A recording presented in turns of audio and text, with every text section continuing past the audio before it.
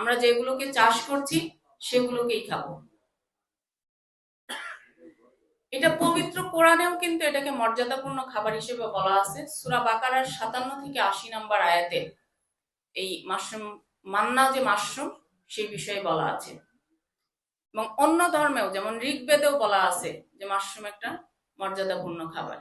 আমরা যদি মাশরুম চাষের একটু ঐতিহাসিক প্রেক্ষাপটের দিকে তাকাই, তাহলে এখনো কিন্তু চীন মাশরুম নিয়ে বেশ এগিয়ে আছে এবং তারা কিন্তু প্রতি বছর 1 বিলিয়নেরও অধিক জনগোষ্ঠীর জন্য মাথাপিছু 2.7 কিলোগ্রাম করে মাশরুম উৎপাদন করে। সেখানে আমরা বাংলাদেশের মানুষকে কিন্তু শুধুমাত্র 25 গ্রাম করে, 2.7 বিলিয়ন মানে তারা 70 থেকে 75 গ্রাম মাশরুম খায়। আর আমরা বাংলাদেশের মানুষকে বলতেছি যে প্রতিদিন যদি 25 গ্রাম করে মাশরুম অন্তত তারা খায়। আর বাংলাদেশে যে মাশরুমের সূচনা, সেটা আসলে আমাদের চট্টগ্রাম এবং পার্বত্য চট্টগ্রাম অঞ্চল থেকেই শুরু। তবে পার্বত্য চট্টগ্রাম অঞ্চলের মানুষরাও কিন্তু আগে জানতো না যে মাশরুম চাষ করে খাওয়া যায়। তারা শুধুমাত্র বনে বাজারে যেটা হতো সেখান থেকেই সংগ্রহ করে খেত। এখন কিন্তু সেখানেও রীতিমতো তারা চাষের মাশরুম খাচ্ছে এবং বর্তমানে আমাদের যে মাশরুম উদ্যোক্তাদেরকে আমরা প্রশিক্ষণ দিচ্ছি, প্রশিক্ষণ দেওয়ার মাধ্যমে বেসরকারি পর্যায়ে অনেক বীজ উৎপাদক এবং প্রক্রিয়াজাতকারী প্রতিষ্ঠান তৈরি হয়েছে। আর প্রথম মাশরুম চাষ শুরু হয়েছিল আমাদের জাইকার অর্থায়নে 1980 সালে। সম্ভাবনা মাশরুম, সেটি হচ্ছে যে আমাদের দেশে এটা চাষের ব্যাপক সম্ভাবনা রয়েছে এবং এটা অপুষ্টি দূরীকরণে গুরুত্বপূর্ণ ভূমিকা পালন করছে। বিভিন্ন রোগের প্রতিকারক এবং প্রতিষেধক হিসেবে এটা কাজ করছে।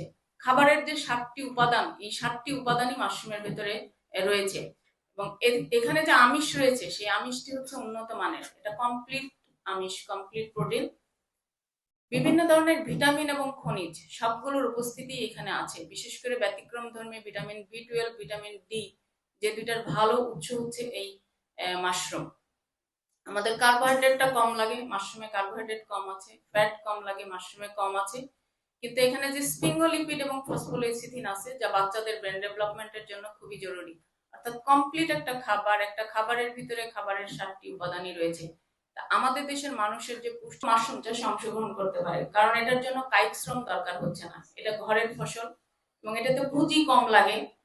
আর যেটা সবচেয়ে বড় সমস্যা, আমাদের কৃষি জমির পরিমাণ দিন দিন কমে যাচ্ছে। এই জন্য বাংলাদেশের প্রেক্ষাপটে মাশরুম একটি আশীর্বাদ স্বরূপ। এটা বড় আকারে শিল্পপতিরা চাষ করতে পারে, আবার ছোট আকারেও কিন্তু পারিবারিক চাহিদা মেটানো সম্ভব। আমরা কিন্তু রপ্তানিরও প্রচুর সুযোগ রয়েছে। আমাদের যে জাতগুলো রয়েছে এগুলো কিন্তু বাইরে বেশ ডিমান্ড রয়েছে।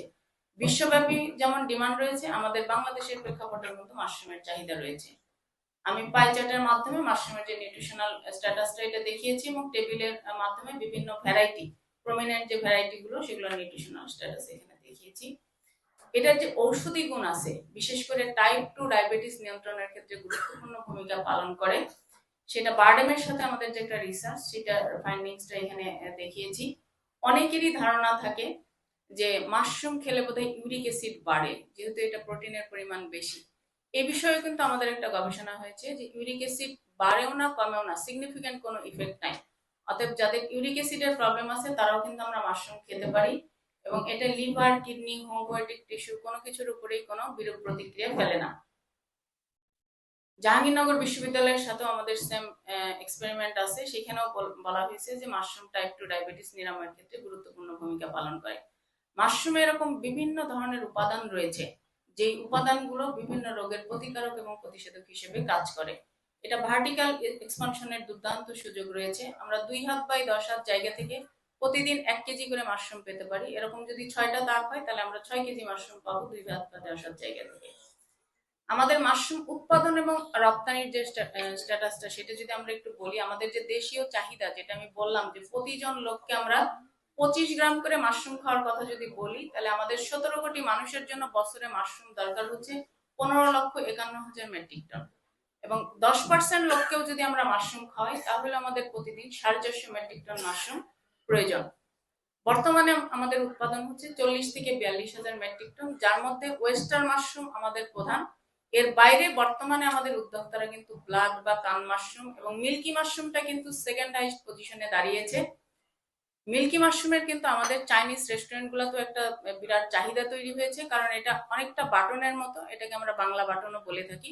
যারা বাটনকে ব্যবহার করছে তারা মিল্কি মাশরুম কিন্তু পছন্দ করছে। এছাড়া ঋষি, ইরিনজি এবং কিছু কিছু উদ্যোক্তারা বাটন মাশরুম চাষ করছেন।